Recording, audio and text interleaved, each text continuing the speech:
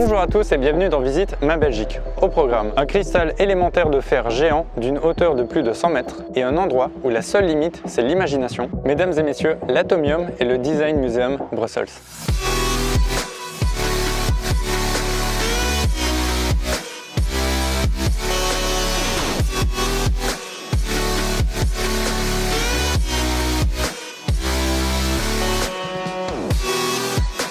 Bonjour, je m'appelle Arnaud Bodini et je suis le directeur du musée de design de Bruxelles. C'est vraiment la décision de l'Atomium qui, autour de 2014, décide de racheter une collection privée qui s'appelle alors le Plasticarium. C'est une collection basée à Bruxelles de plus de 2000 objets, des objets du quotidien, des objets de design et quelques œuvres d'art. Et la présentation de cette collection dans ce lieu qui va à la fois accueillir cette collection mais également des espaces d'exposition temporaires qui parlent de design. Les points forts du musée, ils sont de deux ordres. Ils sont d'une part de la programmation, que ce soit les expositions permanentes, à savoir la The Plastic Design Collection qui s'intéresse à l'impact des plastiques depuis les années 50 jusqu'à aujourd'hui. Et puis on a une programmation d'exposition temporaire comme celle derrière moi, Chaise, Stool, Chair Defining Design, qui est une exposition qui à travers 100 chaises explique l'évolution du design depuis 100 ans. Et cette exposition, c'est une collaboration entre notre propre collection, entre la collection du musée de design de Londres et une collection privée bruxelloise.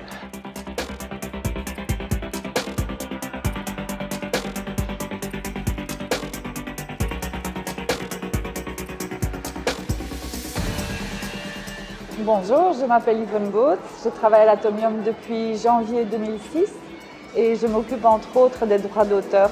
Oui, l'Atomium a été construite pour l'exposition universelle de 1958 qui était un très grand événement non seulement pour Bruxelles mais aussi pour toute la Belgique. Et donc l'Atomium devait représenter la Belgique mais aussi l'industrie métallurgique qui, dans les années 50, était vraiment en plein essor. Et c'est un monument qui devait normalement disparaître après les 6 mois de l'exposition universelle. Mais très vite, les Belges ont demandé, s'il vous plaît, laisser ce bâtiment qui est quand même unique au monde encore quelques temps. Au départ, c'était prévu pour 10 ans. Et au fil des ans, on a remarqué qu'il y avait non seulement des Belges qui venaient visiter ce bâtiment, mais aussi beaucoup de touristes étrangers. Et l'Atomium est resté tel quel pendant des années, jusqu'au moment où il a fallu prendre une décision, c'est-à-dire la grande rénovation de l'Atomium, qui a duré près de 2 ans.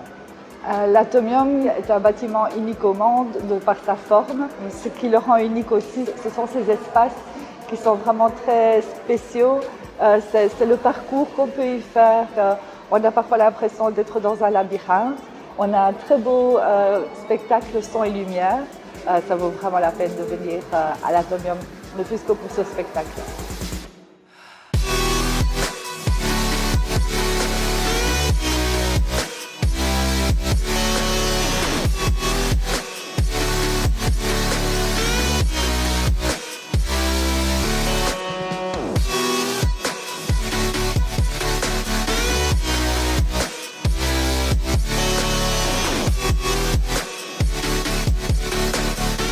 Pour connaître davantage le public qui fréquente ces lieux, on s'est adressé à l'un de ses visiteurs.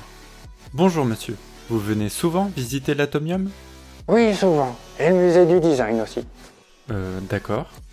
Souvent, les gens ne savent pas que les deux sont liés. Un peu comme moi et ma femme. Et auriez-vous un petit mot à dire pour ceux qui n'ont pas encore visité ces deux musées ? Eh bien, pour le musée du design, si vous cherchez des idées créatives, c'est un endroit à ne pas manquer. Et pour l'Atomium ? Disons que si je veux vous montrer ces grosses boules, vous saurez de quoi il parle. Ah, ma bullshit.